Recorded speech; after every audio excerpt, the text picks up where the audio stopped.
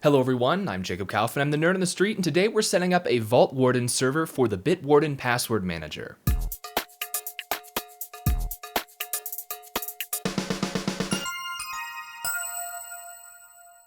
Okay everybody, it has been quite a while since I've made a video, so I hope I'm not too rusty. Like I said, today we're setting up a password manager, and there are a few things I want to talk about before we actually get into the installation. First of all, if you're not aware, a password manager is an application on your computer that keeps track of all your passwords for you. There are a lot of different websites online, most people have dozens or even hundreds of accounts, and it's bad practice to use the same password for every account, because if any one of those websites gets hacked or something like that, then it means all of your passwords, all of your accounts would be exposed. You want to use a unique and strong password on every single website that you sign up for, every single service, every single computer that you have as well, but it can be difficult to remember all of those passwords, so a password manager keeps them all in one place, and it remembers them so that you don't have to. Now, I used to be against password managers in general. It seemed to me like a bad idea to put all of your passwords in one virtual location, because it means that if anybody hacks into that password manager, they get all of your accounts instead of just one. And for that reason, I made a video a few years back unboxing this Rolodex, and I used paper on a Rolodex for a long time to keep track of my passwords. Before I got this, I had a notebook that I just put everything in on a single page, but then it got difficult to find the passwords that I needed because they weren't sorted. The Rolodex is nice because you can take pages out and put them in other places, so you can make sure that it's all alphabetically organized. Now, the Rolodex actually was not as convenient as I imagined, especially as I got a little bit older and some of my priorities started to change in terms of technology that I use. The biggest problem with the Rolodex is that when I'm traveling, I don't have access to it. You know, when I first moved from St. Louis to Denver, I was 800 miles away from this Rolodex, and so when I needed to go and sign into a website, I had to go and have somebody in St. Louis get this Rolodex out and send me a picture of it, because it was not in the backpack that I took the first time that I made the trip over here. That obviously also suggests a second vulnerability. Anybody who has physical access to your premises, anybody who has access to your desk, can see the Rolodex, and they can, take pictures of the Rolodex fairly quickly. And my argument at the time was that if your physical security is compromised, your digital stuff is only a matter of time until that's compromised as well, which is a valid point, but still, the Rolodex is just a little too easy and convenient for other people to walk up to, especially, now that I'm living with a roommate, for instance. I, of course, trust my roommate not to walk into my room and look at my belongings, but, the point is the vulnerability is there. But yeah, the biggest thing that changed my mind about password managers was really that I knew I was going to be doing more traveling, going more places, and I also have a lot of different computers, and I've got phones and tablets, and I need to be able to access as many of my accounts as possible, ideally all of them, from any of those devices. And so a password manager, especially one with syncing capability or with cloud-based storage, can really make a difference in how convenient it is to sign into different websites. Now, in my opinion, a password manager that just sits on your computer and does not sync, there's just a single copy of it, you need to be in front of this computer to access it, it's still not as convenient, and it's still not worth using that sort of password manager over something like a Rolodex. However, there's a fairly popular cloud-based password manager called Bitwarden. And when I say cloud-based, I mean there is an official Bitwarden instance that Bitwarden, the company, runs. And if you want to just sign up and use their instance, you can do that. Part of the reason why Bitwarden is secure is because it makes you select a master password. And that's basically one really strong password. You do have to remember that one, because that password is used to encrypt all of your other passwords. So as long as nobody guesses that master password, then the rest of them are theoretically safe, even from the person who is running the server. However, even with that in mind, I am still a little bit too paranoid to keep all of my passwords, even in encrypted form, on somebody else's server. However, last year, or I guess 2 years ago now, I built a NAS, a network attached storage box, and I'm running some web services on that NAS, and Bitwarden is one of the services that I'm running on it. And I was excited to make a video about this because I'm not sure I can stress enough how often I find myself using Bitwarden. I mean, I use it, I think, more often than Standard Notes, more often than Telegram. I mean, it's an application that I open up every single day. I use Bitwarden basically every day. So it works very well. I'm very happy with how it's working for me, and I wanted to show you guys, in case you want to set up your own instance of Bitwarden, how you can do it easily. Now, Bitwarden is an interesting application. There are actually two components to the server. There's the Bitwarden server itself that actually manages the password database, and then there's the Bitwarden web application that lets you go to a website and connect to that Bitwarden server. The reason why it's important to distinguish those is because Bitwarden also has different apps. You know, if you've got a Linux computer, for instance, it's an Electron application on PCs. But Bitwarden also has native apps for Android and iOS. So on your phone, you can download that app, and it connects to the same backend Bitwarden server. It just doesn't go through the Bitwarden web front end. The reason why it's important to understand how complicated it is because, like I said, today we're setting up something called Vaultwarden. And this is actually a re-implementation of the Bitwarden protocol in a different programming language. So Bitwarden is written in C#, and on Linux, you might be more familiar with the term Mono, which is the open source implementation of C#.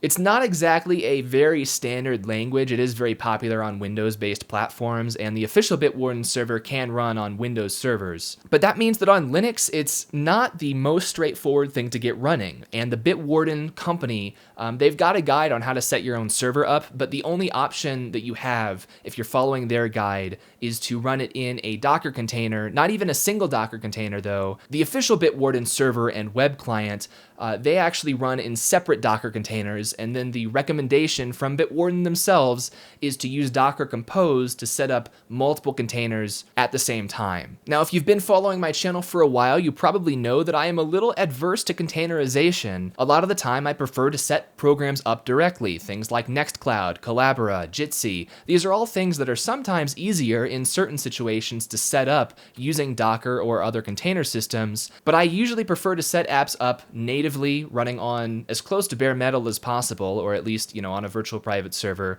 so that I can manage all of the configuration and I don't have to worry about overhead or the more complicated configuration for those container platforms. So I started looking for alternatives to that official Bitwarden server, and there's one called Vaultwarden. It was originally called Bitwarden-RS. And so Vaultwarden is basically a rewrite of Bitwarden by a third party. It's not officially created by the people behind Bitwarden itself, but Vaultwarden is written in Rust. And it's not a hard rule, but as a general guideline, Rust applications tend to be very fast. They also tend to be very secure because a lot of the security vulnerabilities and also instability issues that you get in other programming languages, such as memory leaks or segmentation faults, they are very difficult to actually do in Rust. Rust, the compiler, checks for those issues and does not even let you compile the program if certain issues are going to occur. It is still possible to write bad applications in Rust, and the programming language has functions built in that you can use to circumvent some of those safety features. But just as a general rule of thumb, Rust is fast and Rust is secure,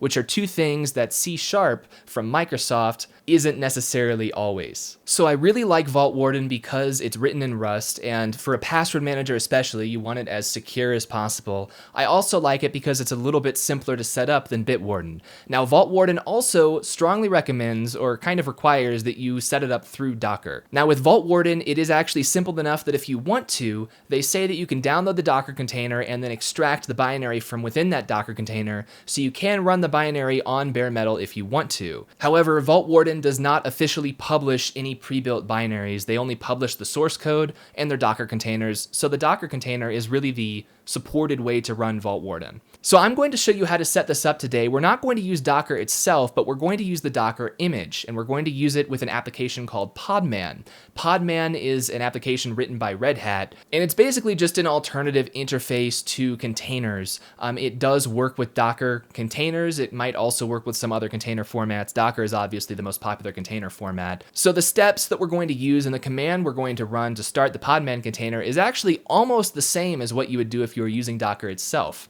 Now, I prefer Podman because it is easier to set up integration with the rest of the system, at least on Linux. If you're running systemd, which you are if you're using Debian or Red Hat or CentOS or any of the other major Linux distributions, you're using systemd for your init system. Docker actually kind of has its own init system built in. It manages the containers itself.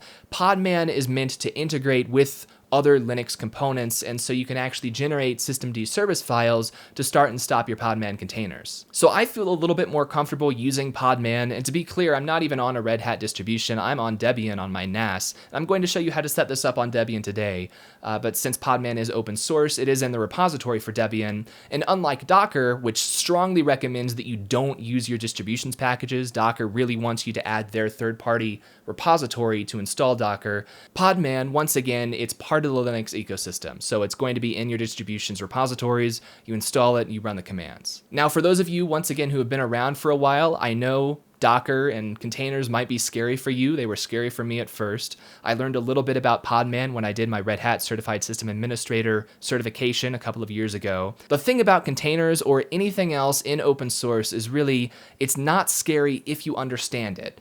Now, I do still like to avoid complication when possible, but once again, this is just going to be the simplest and most supported way to run this application, so we are going to do this with Podman today. However, I'm not just going to give you the command to copy and paste, I'm actually going to walk you through every single flag that we're putting into that very long command so that you understand exactly what you're doing and what you might need to change if you're going for a different configuration than I'm going to show you. So yeah, that was kind of a long-winded explanation, but I wanted to go over all of that just because I've been very vocally against Docker containers in some of my past videos. I wanted to explain why I'm okay with using them now. I wanted to explain why I'm okay with using password managers now. But without further ado, I do hope that this application could be helpful to some of you, so let's cut to the desktop and set this thing up. Okay everyone, and here we are on the desktop. So the first thing we're going to do is just set up a virtual private server to install this application on. Obviously, this is a very sensitive application, so you do want to choose a VPS that you can somewhat trust, even though your password database, like I said earlier, will be encrypted. Personally, I would recommend going with Linode if you don't have your own server. I'm going to show you how to do this on DigitalOcean, just because I have a lot of credit built up on here. But you can also use your own server if you've got one. It just needs to have Debian 11 installed. So I'm just going to select the closest data center to me. That should be fine. Once again, we're using Debian 11. The instructions should also work on Debian 12. I have not tried Debian 12 yet, so I'm not sure what tweaks might be needed, but 11 is the latest version at this time.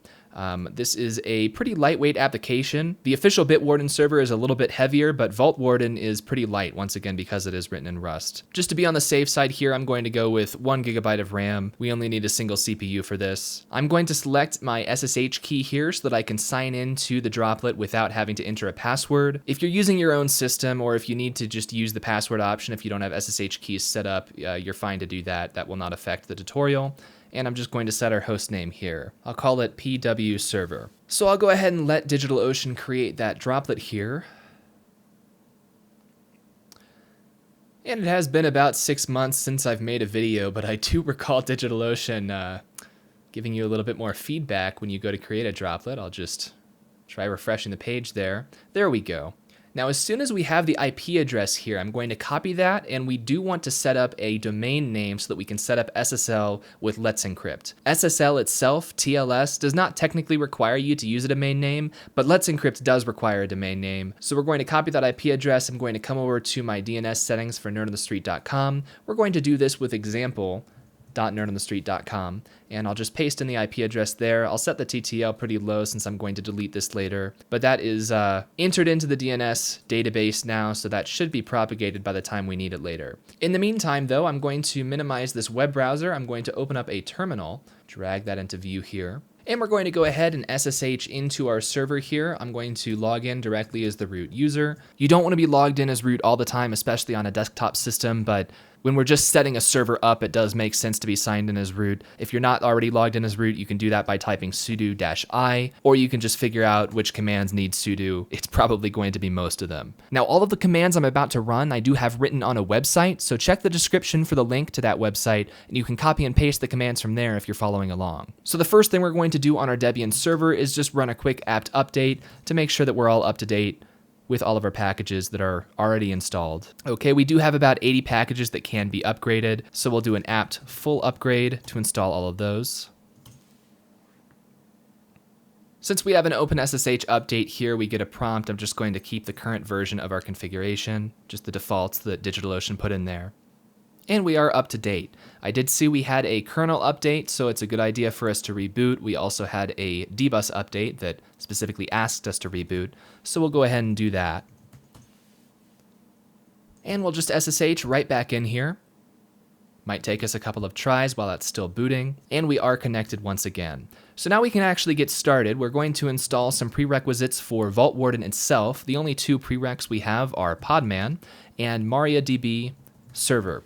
So we are going to run Vaultwarden in a Docker container with Podman. However, we are also going to set up a MySQL database with MariaDB, and we're going to do that on the host system because with containers, you really want to be able to delete the container and start over without losing any data. That's kind of what happens when you install an update to a container is you're kind of deleting the old container and making a new one. So anything that you want to persist, such as in a database, you do want that to be outside of the container. You could use a second Podman container just to run MariaDB if you wanted to, but that's a little bit overcomplicated, I think. And that's done. Now, the MariaDB database that we're going to set up will hold things like user configuration. However, we do also need a directory that's going to store some files, configuration files, as well as the encrypted password database itself. So we're going to run makedir, and we're just going to make this on the root of the server so it's really easy for us to remember where it is. I'm going to put it at /vaultwarden -data. You can call this whatever you want and you can put it wherever you want. Just remember where it's at for later. I'm going to clear my screen here and we're going to run MySQL secure installation with underscores in between there. This is going to set up our MariaDB server just a little bit more securely. Now the MariaDB packaging for Debian is already pretty secure. We don't have a root password to start out with, so we'll just hit enter. As you can see, we have a notice. You already have your root account protected, so you can safely answer no. So we're just going to hit no for both of those. We will go ahead and remove anonymous users, and we will disallow root login from remote systems. We will also remove the test database, and we will reload privilege tables to apply all of that. Clearing the screen once again, we will actually enter MariaDB with the MariaDB command. And we're going to set up that MySQL database for Vaultwarden now. We're going to run create database Vaultwarden, create user Vaultwarden at localhost, identified by password. And we will grant all privileges on Vaultwarden, all tables to Vaultwarden at localhost. And if you're typing this manually, the user information does need to be surrounded by single quotes. And that's everything we need to do for MySQL. So we will quit out of MariaDB and we'll clear the screen once again. So next we are going to run the Podman command that is going to fetch this Docker container and start it.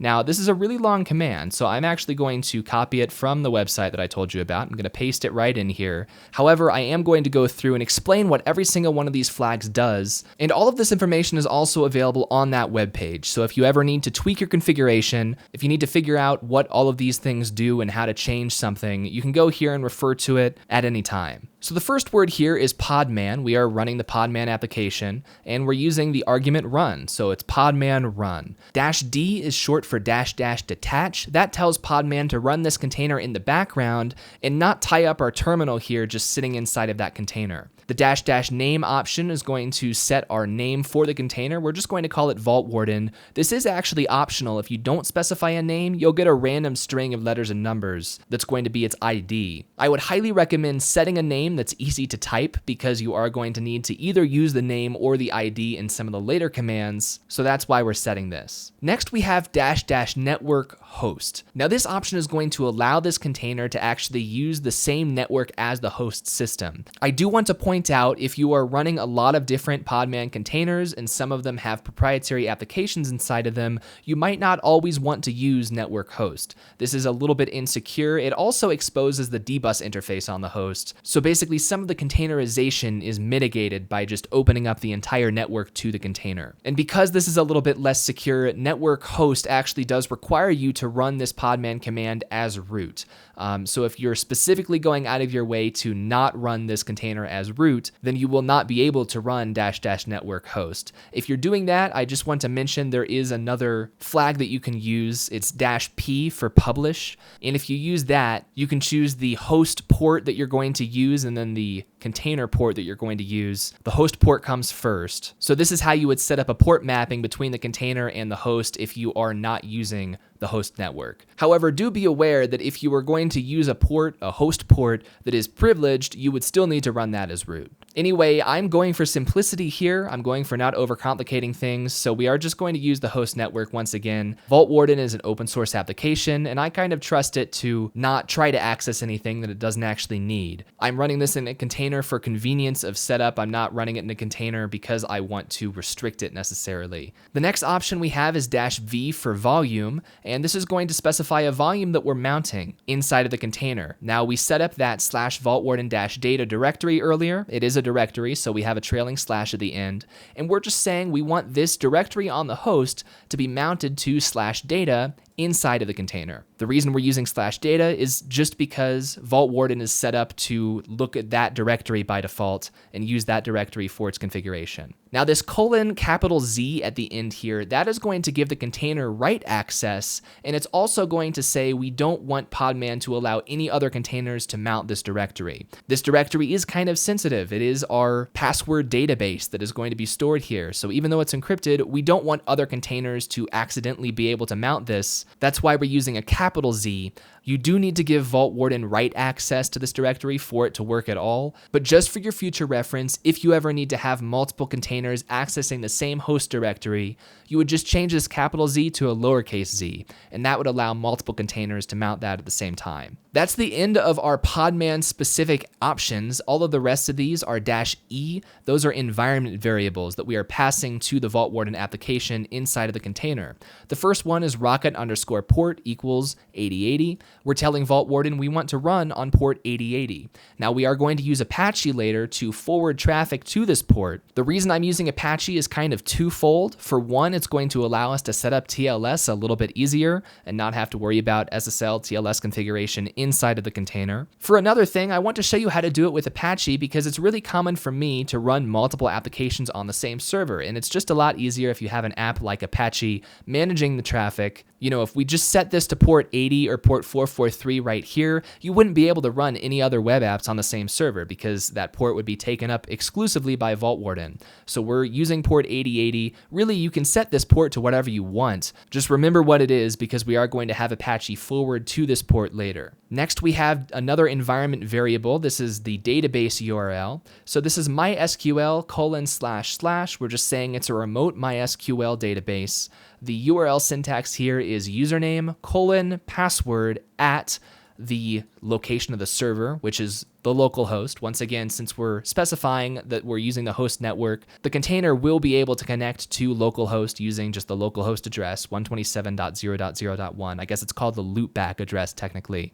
And we're specifying :3306. 3306 is the default port that MariaDB is going to serve on. And finally, we have /Vaultwarden. The part that comes after the slash is the name of the database that we're going to try to use. So that's the longest option right there, and the last environment variable that we have is the admin token. Now, I've set this to random secret string. If you are deploying this in production, if you're following along at home, you should replace everything in between these two single quotation marks with an actual random secret string. This is going to show up in your bash history, assuming you didn't add a space at the beginning of this command. So this isn't the most secure secret string in the world, but you absolutely don't want to tell anyone else about it. The string that you put here is going to be used by Vaultwarden sort of as a master admin password when you're performing certain administrative tasks. So those are all of the options, and then we just have the last argument of the command here, and this is telling Podman what container we actually want to start. Now the docker : / at the beginning here, that's just telling Podman this is a Docker image and we want to fetch it from Docker Hub.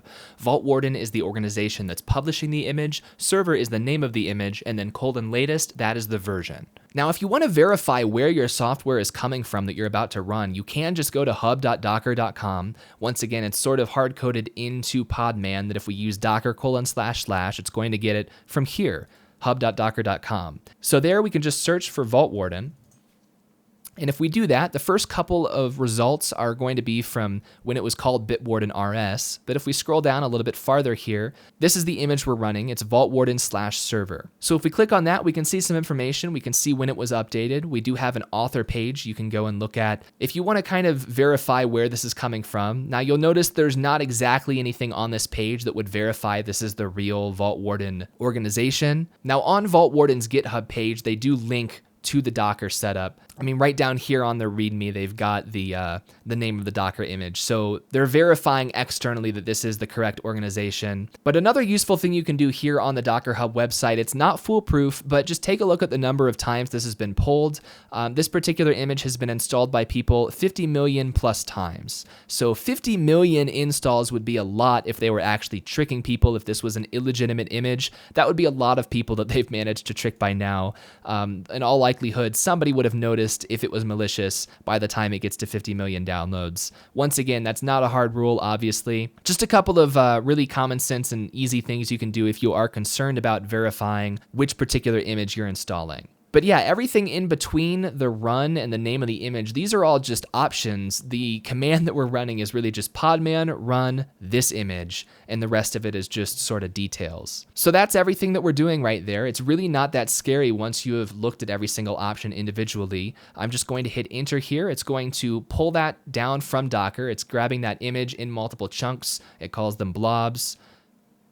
And once it has all of those, it starts a Docker image. It starts a Podman container, that is.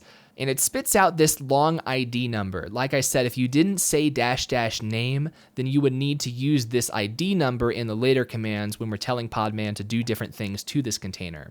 Now at this point, Vaultwarden is actually running in that container, and we can run podman ps, and it's named after the regular ps command. It's listing the processes sort of in Podman. I'm not a huge fan of this command. I wish it was called podman list, because that's what I always try to type. But podman ps is going to show you all of your containers that are running.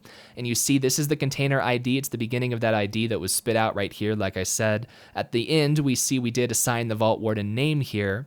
And you can see what's running inside of that container. Currently, that container is running start.sh because it started Vaultwarden. And that was specified as part of the image definition on the Docker image. Just so you know, if you ever need to see containers that are stopped, you can run podman ps-a to see all containers. If you don't use -a, you'll only see ones that are currently running. So keep that in mind. And also do take note at the end here, our ports section for this is empty. Once again, because we didn't explicitly forward any ports, we can't explicitly forward any ports because we're using the host network. All ports are just going to be shared between the host and the container. If you did use that -p option and you used it properly, and you're not using the host network, then this would probably be where that shows up. So we have Vaultwarden running. How do we actually get to it? Well, let's set up that Apache reverse proxy. Let's get some SSL set up here. At this point, I think if we actually go to example.nerdonthestreet.com:8080, we might actually be able to connect to it. Yeah, you can see it's saying it's only a plain HTTP website. So Vaultwarden is running, but you do not want to set up your account when you haven't set up HTTPS yet. So stop right there. We're going to install Apache and use Let's Encrypt to set up some TLS. So in order to do this, we're going to do an apt install Apache 2, certbot, and Python 3 certbot Apache. It's going to grab some dependencies for us. And you may already have some of this installed or all of it installed if you're already running other websites on the same system. So that is all installed now. And I've made a video in the past just talking about Apache virtual hosts. We're going to make a virtual host for this application. So that's going to be at Etsy Apache 2 sites available, vaultwarden.conf. So we're going to come in there and we're going to specify this as a virtual host. If somebody connects to any IP address that is owned by this server, if they connect to it on port 80, then this virtual host is potentially going to be available. Now we are going to specify server name example.nerdonthestreet.com. So once again, if you're running more than one application or more than one website on the same server, the server name is how Apache is going to determine which application to actually send traffic on port 80 to. It's going to say, well, did this person connect on example.nerdonthestreet.com? If they did, send that traffic to Vaultwarden. So we'll go ahead and save that. That's an extremely bare bones configuration. We didn't actually tell Apache where to send any traffic yet because we don't even want to send traffic anywhere if it's on port 80. We want to upgrade that to TLS. So let's go ahead. Let's enable that really blank configuration, A2 Insight Vaultwarden. And Apache will let us know that in order to activate that configuration, we need to reload Apache 2. So we'll do that. So at this point, if we go to example.nerdonthestreet.com without any port, once again, it's just going to be plain HTTP, and it is going to be the Apache default page because we didn't tell Apache what to do with that traffic yet. We just told it to listen on that domain name. So we're going to rectify that right now. We're just going to run certbot -Apache. This is how easy it is to get an SSL certificate these days. We'll enter in our admin email address for renewal reminders. It should usually be taken care of manually, but if it's not, that will let you know. I will agree to the terms of service. I will not sign up for their mailing list. And which name would you like to activate HTTPS for? Number 1 is example.nerdonthestreet.com. So I could hit enter right now just to select everything. I'm just going to type in 1 for fun there. And it's going to request that certificate. The reason why Let's Encrypt requires a domain name is because they actually verify, it goes to that domain name, verifies that the server is in control of that domain name. And once that is done, as you can see, certbot goes ahead and sets up all the Apache configuration to support that SSL certificate. So if we come back over here to this default page, if I refresh it, now it's secure. You see the slash through the lock icon went away. This is now an HTTPS website. So SSL is now set up properly. Now we can go ahead and get this to forward over to Vaultwarden. We're going to do that by opening up the file that they just told us they created right here. Certbot created it for us, so we're going to nano into that Apache configuration file. It's just whatever you named it the first time, they add on -le-ssl at the end of the file name there. So if we come in here, you can see it wrapped all of this inside of an if module statement. I'm just going to clean up the indentation here real quick, just to make this look a bit nicer. All right, so now you can see what's going on a little bit easier. So if SSL is not installed on the system, if the Apache SSL module isn't installed or enabled, then Apache will just ignore this configuration gracefully. But if it is installed and enabled, then we'll get into this if block. And this time we're saying if anybody connects to the server on any IP address at port 443, then we are going to go ahead and, if the server name matches, we're going to connect securely using this SSL certificate file. We've got the public key, we've got the private key, and we're just including some other options that certbot is taking care of for us to enable SSL. Now at the bottom here, once we are all connected up, and it doesn't actually matter what order the things in this file are in, or at least in this section, but once we are connected via SSL, we are going to add in some more configuration. Once again, I'm going to just paste this from my website, but we'll walk through it real quick. We're saying we want to turn on the rewrite engine to rewrite URLs and where traffic is going. This WebSocket stuff here, this is saying that if any client, if a web browser or one of the Bitwarden apps attempts to access example.nerdonthestreet.com/notifications/hub, and then anything else after that, we're actually going to take that traffic and we're going to pass it as WebSocket traffic to localhost :3012. So that's actually a second port that Vaultwarden is listening on. And if you are using a more complicated network setup and you want notifications to work properly, that would be another port you have to worry about manually forwarding. After that, though, we are going to just proxy pass anything else that is on this domain name, example.nerdonthestreet.com/whatever. It's going to go to localhost :8080. Once again, on the localhost, this is HTTP traffic. Once it gets to the server, Apache decrypts it and then sends it over to the Vaultwarden container. Vaultwarden sends its stuff back to Apache. Apache encrypts it with TLS before sending it back to the client. So it's all secure from a public point of view. These are just a few more options we need for all of the proxying to work properly. So we are going to go ahead and save that file. Now for that configuration to work properly, we do need to enable a couple more Apache modules. So we're going to a2 nmod proxy _HTTP for the HTTP traffic, proxy _WS tunnel for the WebSocket traffic. Headers is going to allow Apache to rewrite the headers of that traffic so that the Vaultwarden application doesn't get confused when it's getting traffic forwarded to it through a third-party Apache. So we'll go ahead and run that. And at this point, we've got updated configuration. We've also got new modules that we just enabled. And you can reload Apache to load new configuration in, but since we actually enabled some new modules, we can't just reload it. We actually need to restart it. So we'll go ahead and do that. Systemctl restart Apache 2, and it failed. Okay, let's see what happened here. It's weird that it's got all of the spaces specified there. Let me go ahead. Maybe that's the issue here. Was it just the configuration that I put in? Let's try backspacing and then putting those spaces in manually, we'll see if that changes the error message that we get. Systemctl restart Apache 2. Now it's complaining about rewrite rule. Okay, yeah. So this was not an issue with the instructions that I gave you guys. This was actually an issue with my website. When I copied the spaces, it actually didn't copy them as spaces. So that's unfortunate that threw a little kink in the video there. So I will make sure to fix my website so that it actually works when you copy and paste the code before I publish it. For the time being, though, I'm just going to manually go ahead and correct all of these just so that we can move forward here. This looks ridiculous on video. It looks like I'm just taking away spaces and putting them right back. All right. So once again, you will not have that last issue if you're following along with this at home.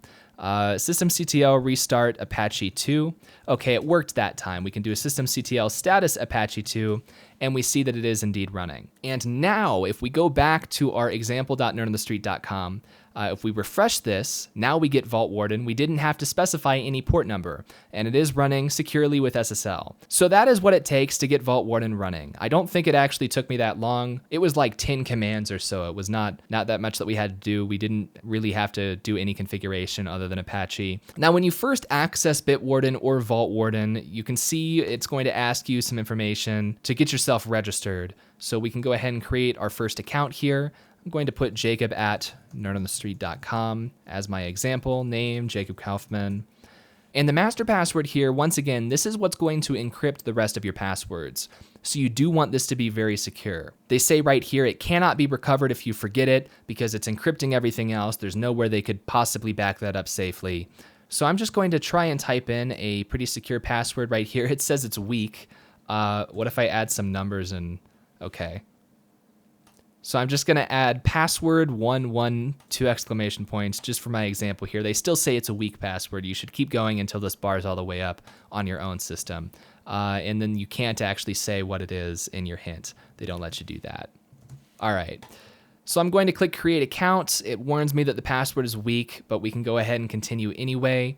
And you can log in right here and you can put that password in and you can actually just start using Vaultwarden right here. You will notice that they're using the Vaultwarden logo instead of the Bitwarden logo. That was a somewhat recent change they made just with the web client. But we can go ahead and add an item just for the sake of example here. In case you've never used a password manager before, I can say example account and the username, example username, password. You can actually type in if you've already created accounts. This was something I was worried about when I went to set up a password manager.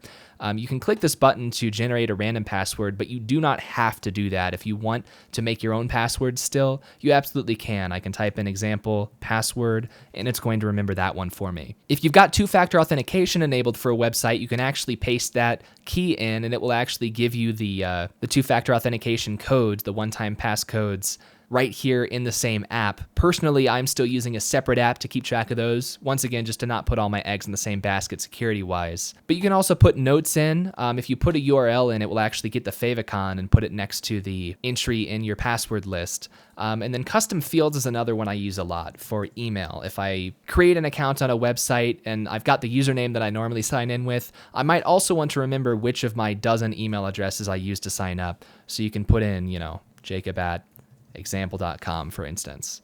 If this is a very sensitive password, you can choose to always require entering the master password in before it will actually let you see any of this information. If you don't have that enabled, if you've got the desktop app installed, for instance, once you enter the master password, it normally doesn't re-prompt you for that until something like 10 or 15 minutes have passed. But I can go ahead and save that. We've got that now. I can just really easily copy the password. I can paste it in anywhere that I want to. URL bar is a bad place to paste it in, of course. And just to demonstrate also, if we take the actual official Bitwarden desktop application, once again, I think this is an Electron application. It certainly looks like Electron to me. But we can do about Bitwarden, and this is not a Vaultwarden application. This is the actual Bitwarden application that the original Bitwarden company makes. Now, by default, this application is going to sign into Bitwarden's managed server. So we've got our own custom server. To connect to that, just go to the settings, and you need to do this on the mobile app as well. Go to the settings and just enter in the address of your Bitwarden server, your Vaultwarden server. So we'll type in example.nerdonthestreet.com right there. We don't need to do any of this other stuff. It's going to generate all of this automatically correctly from the server URL. So just hit save, and we can type in jacob@nerdonthestreet.com. And what was the password I just set? The master password? It was password11 exclamation exclamation, right? That's right. So now we are signed in and we've got our example account. Anything that you do in one of these will reflect in the other one. So you can access it from all of your phones, your computers. And then you can, if you're away, if you're borrowing a computer, obviously you want to be careful about what devices you're entering that master password in on. But if you're using a different computer that you do trust, but you don't have the app installed on, you can get to it really easily through the website. And one other feature I just want to call out before we actually finish up the setup is the organizations feature. If we go to new organization, this is really useful if you've got more than one person on your server and you want to share some passwords between them. For example, on my server, I've got a family organization. The email address doesn't matter too much for this. But I can go ahead and create that organization, and now I've got this other collection of passwords that I can have. So let's say we've got a family Amazon account, for instance. I can put in the username and password for that. I'll just generate one this time. Oh, you must select at least one collection. So I do have to come down here and check a box to put it in the default collection. Default collection is not the default, unfortunately. But now we've got shared accounts. So if we go back here, you've got the passwords that you own personally that nobody else can see, and you've also got shared passwords that more than one person on your server can access. You can think of all the ways that this is just a really convenient system. I really have been having a good time using this. Back here on the desktop app, we can reload this, enter our master password again.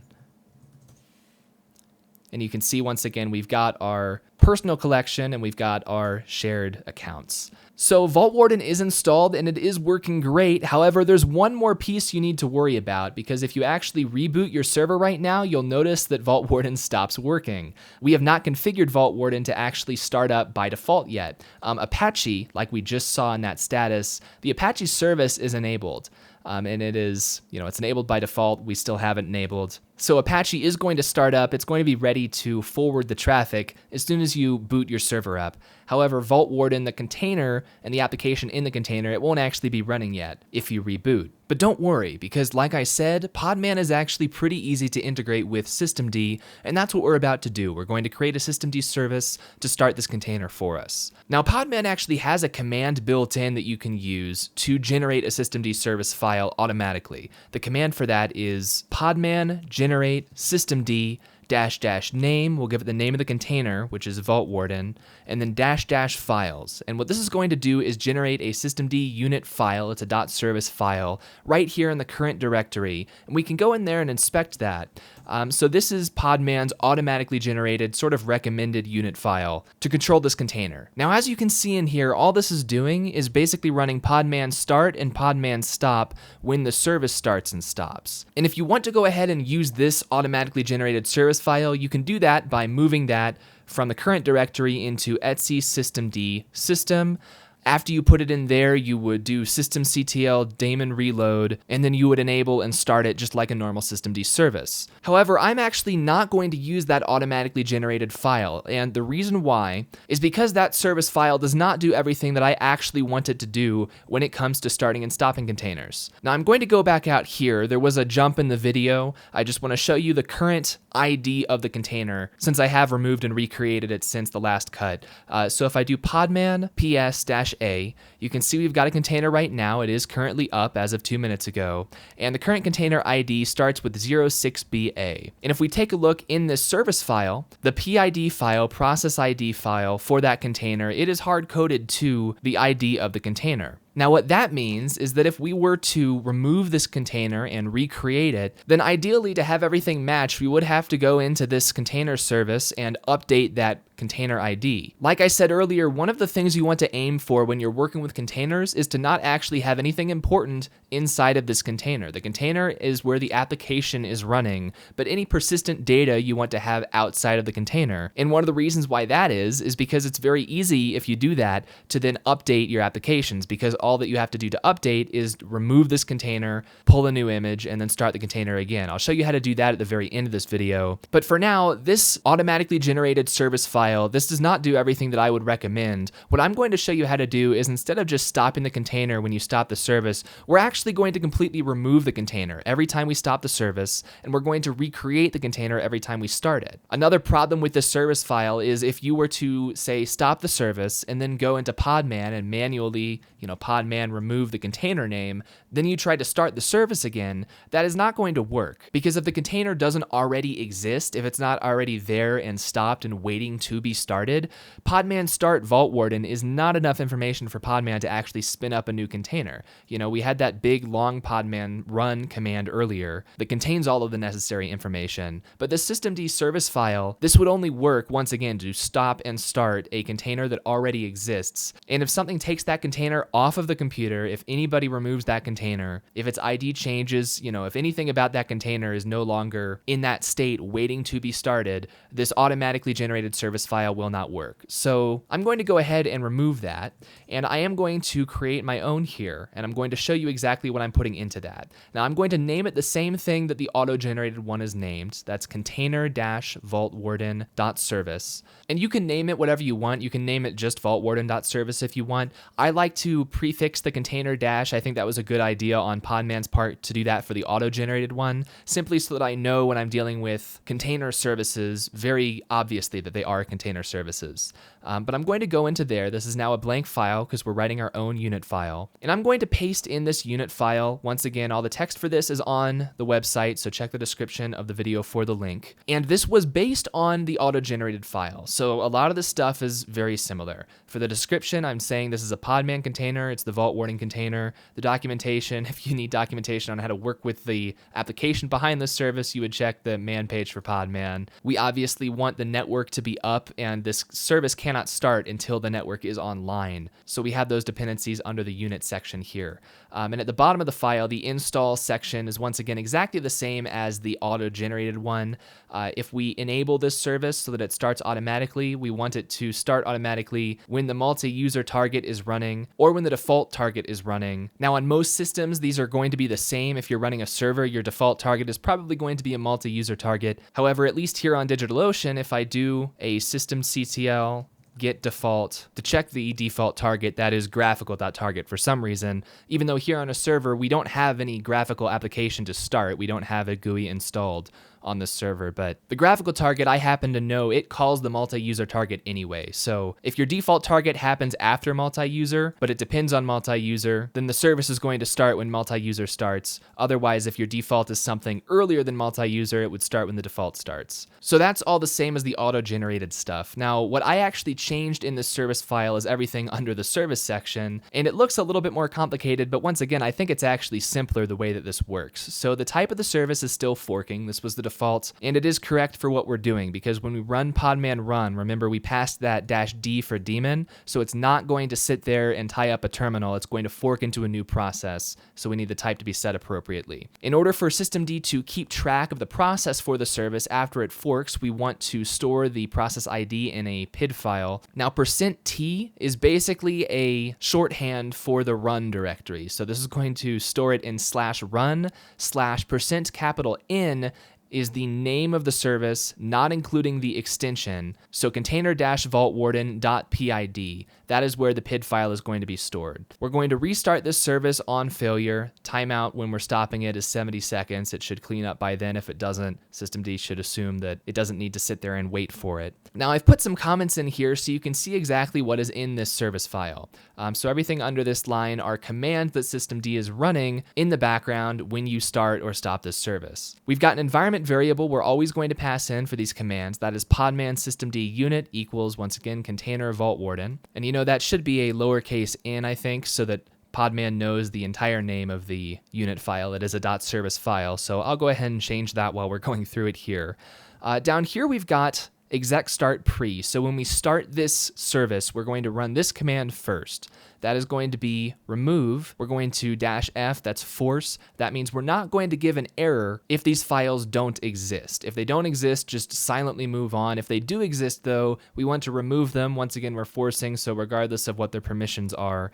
And the two files that we're removing are that PID file up here and the container ID file, which is another one that we'll specify in the next command to be created. The reason why I have this exec start pre here is because sometimes things happen. Your server may shut off in the middle of operation unexpectedly. There may be a power failure. You may have a crash at the kernel level or something like that. So sometimes services don't stop cleanly. If we end up in a state where either of these files exist but the service is stopped, we're going to need to start the service again, and we don't want it to fail just because these things exist. So basically, this is a little bit of preliminary cleanup that would only take effect if the service was not stopped properly before. So that's exec start pre, and then exec start here, this is the command that we actually want to run when we start this service, and this is what will be run automatically if we have this service enabled when we boot the system and it reaches one of the wanted by targets. Now, once again, this is a very long command here, but it's actually the exact same command that I showed you before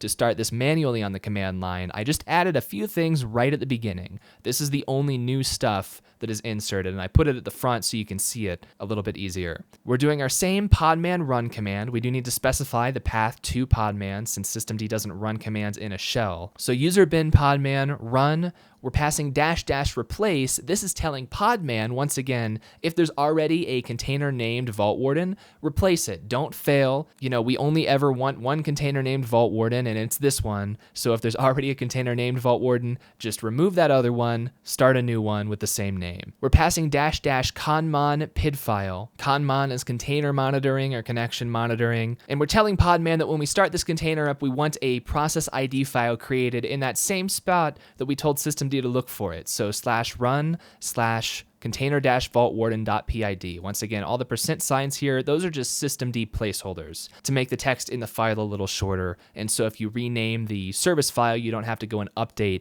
in every single place what it's going to be called. But basically, this is going to be Podman just creating a text file with the process ID so that systemd can then read that text file and then keep track of if the application started by this service is still running or not later. We're also passing --cid file, that's container ID. And the file suffix that Podman uses by default is not .cid, it's .containerid, ctr-id.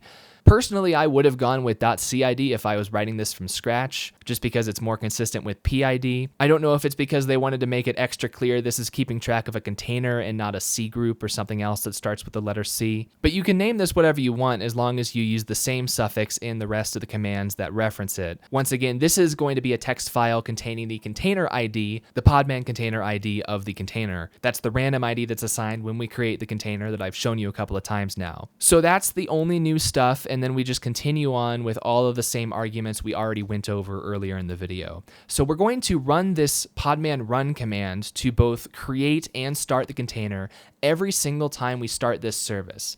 Now, when the service stops, we're going to do a few things to clean up. I have 3 commands here. The first one I used exec stop for, and the second 2 I have exec stop post that I'm using instead. Now, it sounds on the surface like the only difference between these should be that exec stop post happens after exec stop, but that's actually not the case. In fact, you can have multiple exec stop commands and you can have multiple exec stop post commands, and they'll just run in order one after another. Systemd will wait for one to finish before starting the next one. So you can make all 3 of these theoretically exec stop, or you can make all 3 of them exec stop post. You don't even have to have one or the other in here at all. Now, I've got the podman stop command here under exec stop number 1 because the default podman generated file that we saw a few minutes ago used regular exec stop for that. For another thing, to me, it just feels kind of semantically correct to at least stop something when we actually run stop on a service with systemd. But we're saying when we stop this service, we're going to run podman stop. -I is for ignore. That means that if the container was already stopped, say that you went in there as an admin and you ran the podman stop command manually, when you then later go and run the systemctl stop command, we don't want that to fail. If the container's already stopped, it should really succeed when it sees that it's not there. So podman stop -I will not give an error from podman to systemd if the container is already stopped, and then systemd won't give you an error. -T10, that's going to say we're going to give it 10 seconds to stop when we tell it to stop. It should not take longer than 10 seconds. Even a slower running web operation, if you're actively using the application at the time, should take less than 10 seconds, and then the application should be able to exit cleanly. and then we're going to pass in -- CID file, and then the path to that container ID file that we specified. We were creating it up here, and we're referencing it down here. Notice that we do not have the name of the container in this stop command anymore. We're not saying podman stop Vaultwarden. We're saying podman stop the exact container ID that we started earlier. And then down here, like I said, I stopped kind of halfway in the middle of that explanation. The difference between exec stop and exec stop post is not actually the ordering, it's more under what conditions systemd is going to run these commands. So exec stop is going to be run if you run systemctl stop on a service, and that service was marked by systemd as having started correctly. If systemd says this service is running properly, then it will go ahead and run exec stop, then it will run exec stop post, however many of each that you have. Now sometimes you try to start a service and it doesn't work. Maybe Podman gave an error message back for some reason. In that case, when you run systemctl start on the service, systemd is going to say this service failed to start. Now if you run systemctl stop in that state, it will actually skip exec stop because it never finished starting in the first place. However, it will run exec stop post, regardless of if it started successfully or not. That is actually the semantic difference between exec stop and exec stop post, in case you were ever curious about that. But after we've stopped the container, we are going to go ahead and, whether the service had started successfully or not, if we run stop on this service, we not only want to stop the container, we want to remove it entirely. So we're running podman remove -I once again to ignore if the container's already gone, just keep going. We're going to do -F, so if the container's actually running, we're still going to force that container to stop and remove it, just in case this stop command didn't finish or anything like that. Or in case the service was in a half-started state and Podman didn't run exec stop.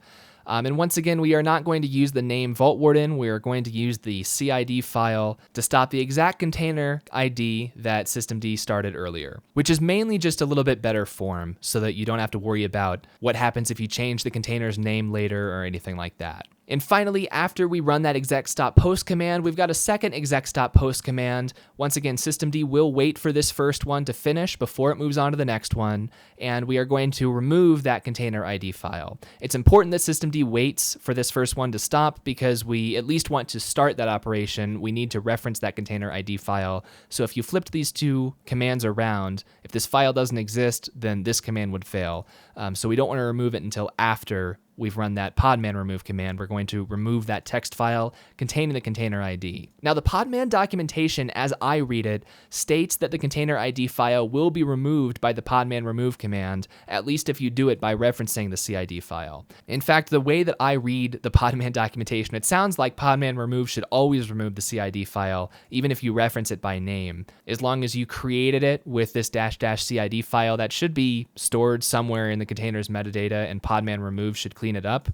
In my testing on Debian 11, I do not see Podman cleaning up the container ID file. It leaves that container ID file behind. And really, you don't need this exec stop post command because next time we start this service, systemd is going to check if it's there and remove it if it's still there once again. If you don't have either of these, if that container ID file is still there and you don't have systemd clean it up at all, Podman will fail here when you tell it to use a CID file location that already exists. But I'm just being extra thorough. I want to clean it up for sure when we stop the container. It just seems correct to me to not have an extra file laying around for a container that doesn't exist anymore. However, we do still also want to check for it and remove it before we start, once again, just in case the server powered off or something like that and this exec stop post didn't get run. But that's what I'm doing here for this systemd service, and I'm going to show you exactly why I'm doing it this way. Once again, at the very end of the video, I'll show you how to update Bitwarden. It's super easy to update a container if you write your systemd service this way. Setting it up this way is idempotent, or at least it's very consistent in behavior. Whether you have a container running or not, if you mess with a container separately from the service, every time you run systemctl start or stop,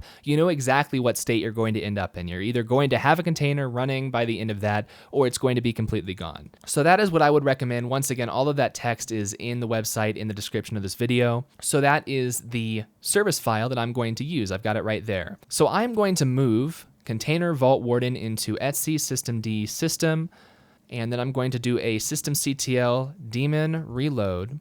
Now, just for good form here, I am going to check before I start that service up. If I do a podman ps, once again, we can see our container is currently running. So I'm going to do podman stop Vaultwarden, and then podman remove Vaultwarden.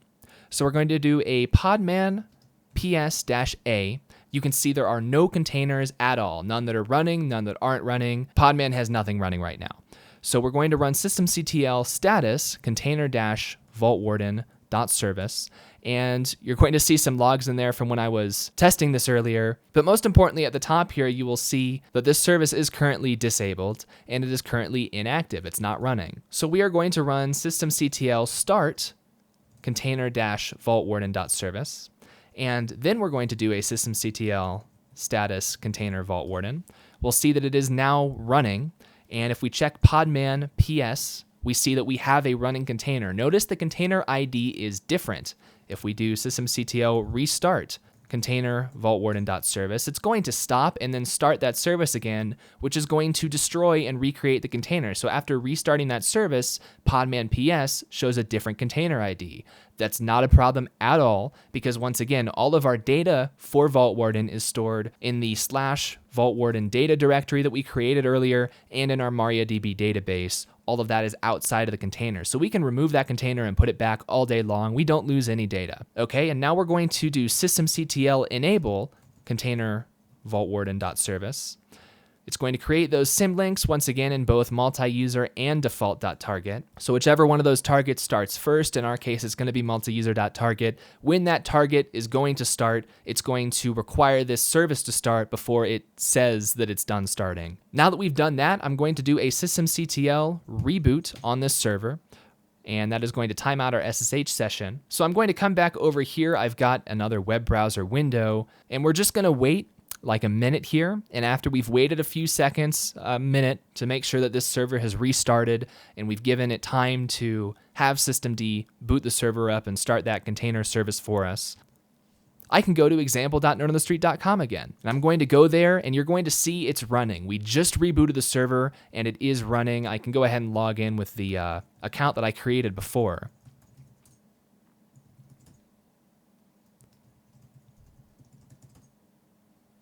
There we are. I got the password wrong on the first try, but we are back in here. And if we log back into that server, once again, the server is freshly booted. We can do a systemctl status container vaultwarden. We see that it's running. We can do a podman ps right there. We see the container is running once again. All right, in the very last part to this video, I could just stop right now and you would be very happy with a Vaultwarden server that starts up on boot on your server. However, you might be scratching your head when it comes to how to update that application, because we told Podman to run a Docker image. Our podman run command ended with the name of the Docker image, which was vaultwarden/server:/latest. If you stop and remove and restart your container a couple of times using that same command, you'll notice that you don't see all of those downloading blobs lines after the first time that you run it. Podman is going to grab the required image the first time that we reference it, but it is going to cache that image. It's going to save it on the local server so it doesn't have to download an entire image of the application every single time that you start it. You don't want that to happen every time you boot your server up and systemd starts that container. It's just going to use the image that's already locally stored when it creates that container. So how do you get Podman to actually update that locally stored image? That's going to be very simple. And in fact, since it's been about a week since I did the first part of this video, we might actually get to see this actually work here. Otherwise, these commands will just do nothing. But whenever you want to check for updates and or install updates, you can check for updates on Docker Hub on their website, but you can install updates with systemctl stop container vaultwarden.service. And then all we have to do to update that local container image is run podman pull, and then the same URL, docker://vaultwarden/server:/latest.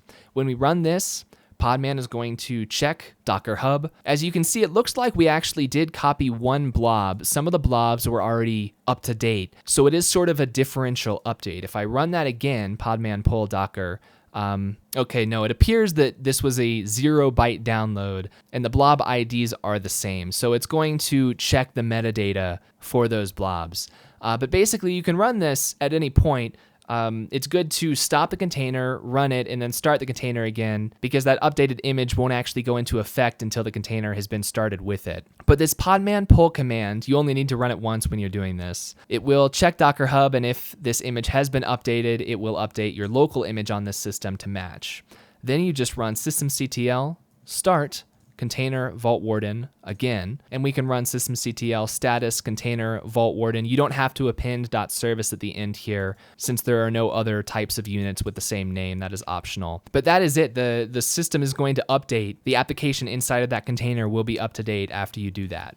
So that is it. That is everything you need to know to not only set up a Vaultwarden server, but to actually administer the Vaultwarden server. I would recommend, if you're running this in production with other people, that you go ahead and set up an SMTP system. Actually, getting an SMTP host set up is outside of this video's scope. But if you know your SMTP address and credentials, you can put that stuff in just by adding -e to that Podman run command inside of your systemd unit file, just right next to the other -e options that we already passed. Just to suggest a next step, once again, if you've got other people on the server who might submit password hint requests or things like that. Similarly, there is an environment variable you can pass, signups allowed, if you want to disable new signups. If you're running a private server and you don't want just anyone on the internet to be able to register a new account, you will still be able to send signups from the Vaultwarden interface to people that you do want to have accounts after you disable it like that. And just to show you really fast, if you go to your domain name /admin here,